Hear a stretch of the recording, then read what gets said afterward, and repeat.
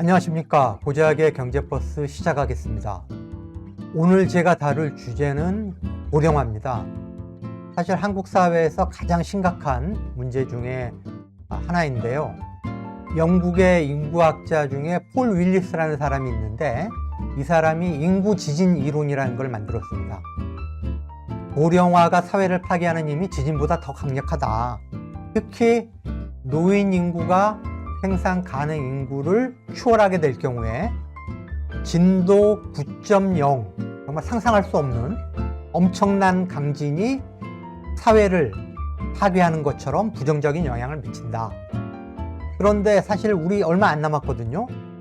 지금 우리가 지금 무감각해서 그렇지 지금 굉장히 심각한 상황이 곧 한국 사회를 엄습할 것이다. 자, 조선시대 왕들이 얼마나 오랫동안 살았는지 아십니까? 서관들이 기록을 하기 때문에 조선시대 왕들의 수명이 얼마나 됐는지 우리가 알 수 있어요. 평균 수명이 46세예요. 46세. 그렇지만 일반 백성들은 평균 수명이 얼마나 되는지 알 수가 없어요. 한 30대 중반 정도 되지 않을까 이렇게 추정을 하는데 왜 그러냐? 19세기에 유럽인들의 평균 수명이 35세였어요. 그리고 간혹 기록이 남아있는데, 사료가 남아있는 것들이 있는데 1790년에 정조 때죠. 그때 70세 이상 장수 노인들을 조사한 기록이 있어요. 그때 조선시대 인구가 740만 명이었는데 70세 이상 인구가 25,800명이에요. 그 당시 1970년 조선시대 전체 인구의 0.34%였어요. 자, 지금은 어떨까요? 사실 이 조선시대의 평균 수명이 거의 19세기 말까지, 20세기 초까지 변화가 없었다. 정말 급격히 평균 수명이 늘어난 거예요. 자, 그래프 한번 보실까요? 한국인의 평균 기대 수명. 기대 수명은 이퀄 평균 수명이라고 생각하시면 돼요. 예를 들어 지금 0세 아이가 태어났을 때 얼마를 살 걸로 기대할 수 있느냐. 이게 기대 수명이에요. 1970년에는 한국인의 기대 수명이 62.3세였어요. 1970년에 태어나는 아기는 62.3년을 살 걸로 기대할 수 있다는 거죠. 그런데 2023년에는 83.5세, 작년에는 84.3세였어요. 이게 어느 수준이냐? 세계에서 1위가 일본이에요. 기대 수명 1위가 일본, 2위가 스위스예요. 대한민국이 3위예요. 84.3세. 남자는 뭐 한 80세 정도 되고 여자는 뭐 86세, 7세. 그래서 전체적으로 지금 평균 2023년에 83.5세였다. 그리고 작년 통계는 84.3세였다. 그러면은 불과 53년, 54년 사이에 우리 평균 수명이 20년 이상 늘어난 거예요. 불과 19세기 말, 20세기 초까지만 해도 40세도 안 되던 평균 수명, 기대 수명이 20세기 들어서 한 60년, 70년 사이에 한 20년이 늘어난 거고, 불과 또 50여 년 사이에 또 20년이 늘어난 거예요. 그래서 지금 80대 중반이 됐다. 그래서 우리가 이제 노인이라고 부르는 법정 기준은 만 65세인데 이게 언제 만들어진 거냐? 1889년에 독일 총리인 비스마르크, 철혈제상이라고 하죠. 비스마르크가 만든 기준이에요. 이걸 왜 만들었느냐? 1889년 당시에 독일 남성의 평균 수명이 41세, 41살, 여성은 45세. 이거밖에 안 됐어요. 그런데 바로 몇 년 전에 독일이 프랑스랑 전쟁을 해가지고 승리를 했어요. 엄청난 하여튼 군인들을 이제 선발을 해가지고 프랑스로 보내서 전쟁을 해가지고 이겼단 말이죠. 그래서 군인들이 귀환을 했어요. 그런데 전쟁 때문에 이제 모집했던 군인들을 그대로 유지할 필요성이 없어진 거죠. 그래서 상당수로 이제 고향으로 돌려보내야 돼요. 고향으로 가라고 그랬더니 군인들이 안 가요. 파리를 점령하면서 느꼈던 파리라고 하는 그 대도시의 화려함, 그걸 경험한 시골 출신의 군인들이 시골로 돌아갈 생각을 안 하는 거예요. 아, 도시에 남겠다. 그래서 젊은 군인들은 도시에 이제 뭐 공장의 노동자로 이렇게 하고, 그 대신에 기존의 나이든 노동자들을 고향으로 돌려보내는 거예요. 그래서 비스마르크가 이제 생각해낸 게 연금이에요, 연금. 뭔가 당근책을 제시를 한 거죠. 그래서, 그런데 뭐 재정이라는 게 뭐 한계가 있는 거고, 새롭게 이제 연금 제도를 만들다 보니까 그 당시에는 급여의 2%가 채 안 되는 연금 보험료를 걷었어요. 그리고 실제 주는 것도 만 65세부터 주겠다. 그리고 사실 노인들한테 지급하는 용돈 수준밖에 안 됐어요. 어찌됐든 간에 연금이라고 하는 제도를 만들면서 늙은 군인들을 설득을 해가지고 그 군인들을 빼내서 시골 고향으로 돌려보내고, 좀 젊은 군인들을 그 자리로 집어넣고 하면서 전쟁에서 승리하고 귀국한 군인들의 불만을 누그러뜨렸던 거죠. 그런데 1차 세계대전, 2차 세계대전을 겪고 유엔에서, 국제연합 유엔에서 비스마르크가 만든 이 만 65세 이상의 노인 기준, 이거를 채택을 해가지고 노인의 기준을 만든 거예요. 그리고 대한민국은 1981년에 노인복지법에 노인 기준은 만 65세 이상이다. 그런데 1981년이면은 벌써 45년째거든요. 45년째. 그 기간 동안에 우리 국민들의 평균 수명, 기대 수명이 20년 이상 늘었다. 그렇기 때문에 뭔가 변화가 필요한 거 아니냐.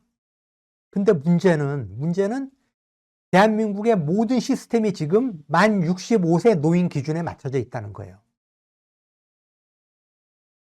우리나라 복지체계 만 65세를 기준으로 하는 게 20가지가 넘어요.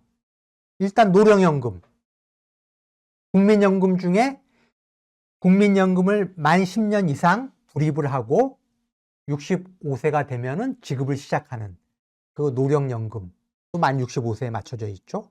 그다음에 기초연금, 노인들 중에 소득 상위 30%를 제외한 70%한테 지급하는 게 기초연금이에요. 그것도 만 65세예요.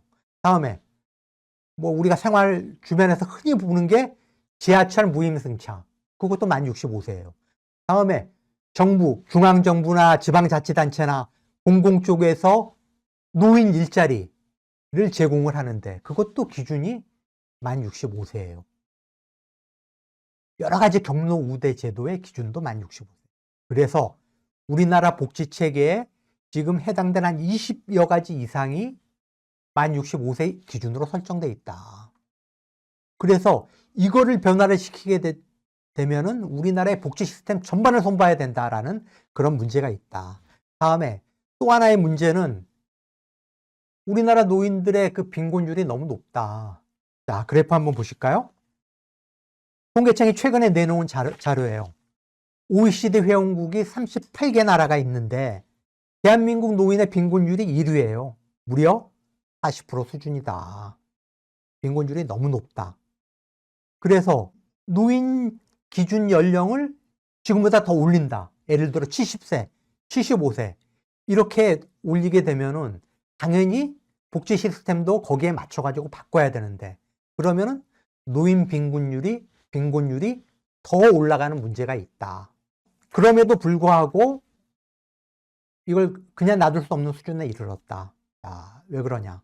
자, 그래프 한번 보실까요?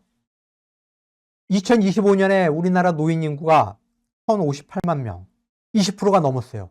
전체 5,200만 인구 중에 20%가 넘었어요. 14%를 넘으면 고령사회라고 그러고 20%를 넘으면 초고령사회라고 그래요. 그런데 고령사회 넘어선 지가, 고령사회 접어든 지가 7년 전이에요. 근데 불과 7년 만에 초고령사회로 접어든 거예요. 그리고 문제는 지금부터 더 심각해진다. 왜 그러냐? 제가 1차 베이비 부머 세대의 막내예요. 제가 태어난 해에 거의 100만 명이 태어났고 대입 수험생이 80만 명, 90만 명, 100만 명에 가까웠어요. 물론 이제 재수생, 삼수생 포함해서지만은. 그래서 1955년부터 63년 사이에 태어난 1차 베이비 부머가 700만 명이에요. 그런데 1964년부터 74년 사이에 이게 제2차 베이비 붐 세대라고 불러요. 무려 1000만 명이에요. 64년생이면 지금 만 61세예요. 벌써 빠른 사람은 50대 중반부터 직장에서 밀려나가지고, 그리고 지금 본격적으로 2, 3년 전부터 지금 은퇴 시장으로 쏟아져 나오기 시작했어요. 이런 사람들이 향후 5년, 7, 8년 사이에 1000만 명이 새로 은퇴 시장으로 들어온다. 노인 인구가 조만간 2천만 명이 된다.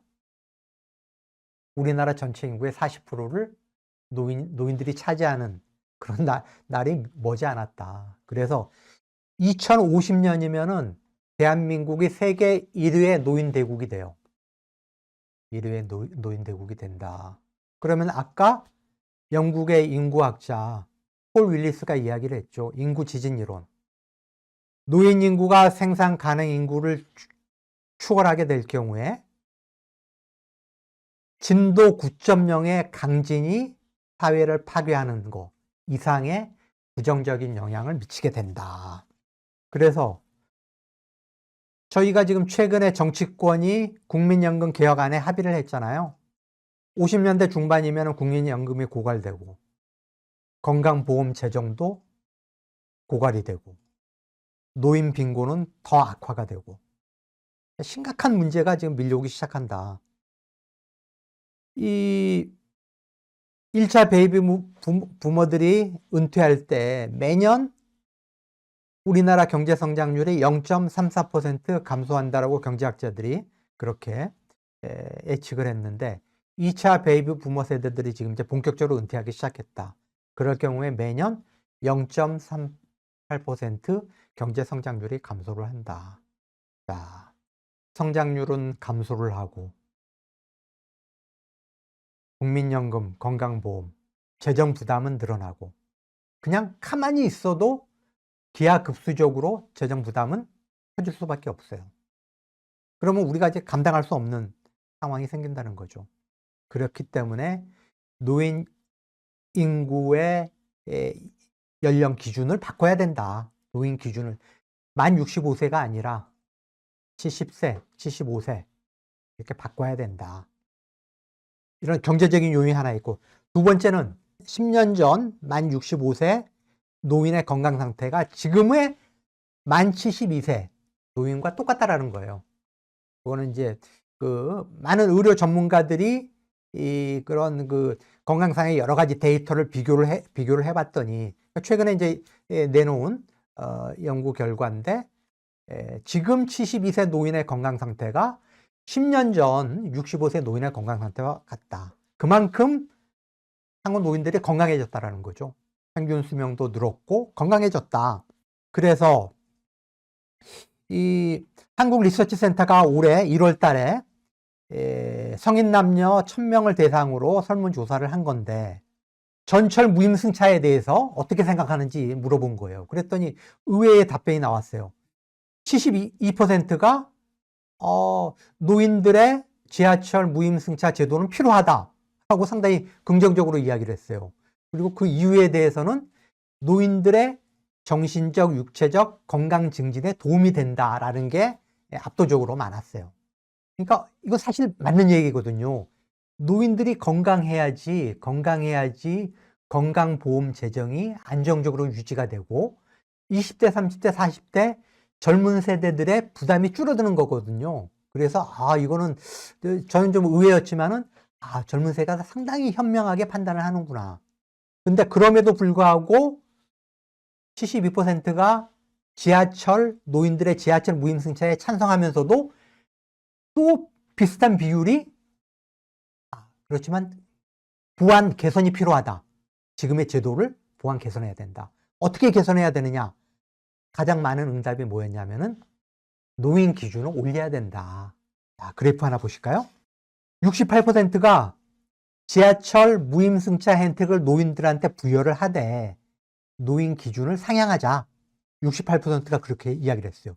그런데 의외로 지금 지하철 무임승차 혜택을 받고 있는 노인들, 만 65세 이상 되는 노인들이 무려 81%가 맞아, 노인 기준 올려야 돼 는 의견을 줬어요. 저는 만약에 지금 그 혜택을 받고 있는 사람들이 강력하게 저항을 하면은 사실 이게 바꾸기가 쉽지 않거든요. 뭐 아시겠지만은 정치인들은 유권자들을 의식할 수밖에 없고 이미 65세 이상 노인 비중이 20%를 넘었고 2차 베이비 부모들이 지금 또 1,000만 명이 몇 년 안에 은퇴 시장에 쏟아져 나온다. 그렇기 때문에 여든 야든 여당이든 야당이든 이 30% 40% 되는 유권자들을 거슬러 가면서 이 제도를 없애기가 쉽지가 않은데 의외로 지하철 무임승차의 혜택을 보고 있는 노인들이 뭐 노인들도 아니죠 지금은 그 사람들이 81%가 아니야 이 기준 올려야 돼 노인 기준 올려야 돼 이런 의견을 갖고 있다는 거죠. 그렇기 때문에 의외로 좀 쉽게 이 제도 변경이 가능하지 않을까라고 생각을 해보고요. 다음에 MZ세대 20대 30대 40대 MZ세대 한 4천여 명을 대상으로 한 그 경제신문이 최근에 조사한 거예요. 최근에 조사를 한 건데 무려 80%가 노인 기준 연령을 상향해야 된다라고 의견을 냈어요. 그리고 가장 주된 이유가 뭐냐? 1등이 건강 상태가 좋아졌다. 옛날 노인이 아니다. 1981년 그때 우리가 만 65세를 노인 기준으로 잡았는데 그때 노인의 건강 상태 그때는 기대 수명이 평균 수명이 66세였어요. 노인 기준이나 평균 수명이나 별 차이가 안 났어요. 그런데 지금은 노인 기준이 45년째 똑같이 만 65세인데 아까 말씀드렸잖아요. 작년에 우리 평균 수명이 84.3세다. 84.3세. 세계에서 세 번째로 오래 사는 민족이다 우리가. 그러면은 그런 시대 변화를 반영해가지고 그만큼 노인들이 건강해졌으니까 의료기술이 발전을 하고 그게 이제 가장 주된 이유고 두 번째로는 재정 부담이에요. 지금 최근에 여야가 합의한 국민연금 개혁안에 대해서 갤럽 여론조사 바로 나왔죠. 이번 주에 갤럽 여론조사 나왔는데 반대 의견이 더 많아요. 그리고 압도적으로 반대하는 사람들이 젊은 사람들이에요. 왜냐하면은 국민연금 보험료를 가장 오랫동안 내야 되는 사람들, 가장 오랫동안 부담을 져야 되는 그 세대가 20대, 30대, 40대라는 거죠. 그렇기 때문에 MZ세대는 첫 번째로는 과거의 노인과 지금의 노인이 다르다. 건강해졌고 평균 수명도 늘었다라는 하나의 요인. 두 번째로는 재정 부담이 지금 너무 크다. 만 65세 노인 기준으로 국민연금도 지급하고 기초연금도 지급하고 지하철 무임승차 혜택도 주고 경로 우대도 해주고 이런 20여 가지 복지 체계가 만 65세에 맞춰져 있다 보니까 지금 재정 부담이 너무 크고 우리 경제가 성장을 하더라도 2% 3% 성장을 하더라도 감당하기 어렵다. 지금의 고령화 속도가 너무 빠르기 때문에 그래서 그 두 가지 요인 때문에 노인 기준 연령을 상향을 하자라는 거고요. 자, 그러면은 몇 살로 하는 게 좋냐? MZ세대 20대, 30대, 40대 4,000명을 상대로 여론조사를 했더니 81.5%가 만 70세가 적당하다. 만 70세가 적당하다는 의견을 줬고요. 다음에 75세 이상이라고 한 답변도 21.5%나 됐어요.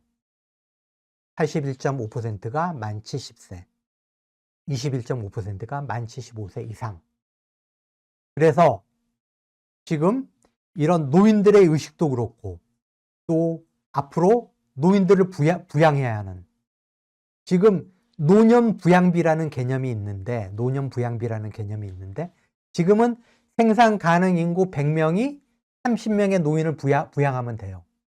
그런데 이게 2050년이 되면은 78명의 노인을 부양을 해야 되고 2065년이 되면은 98명의 노인을 부양을 해야 돼요.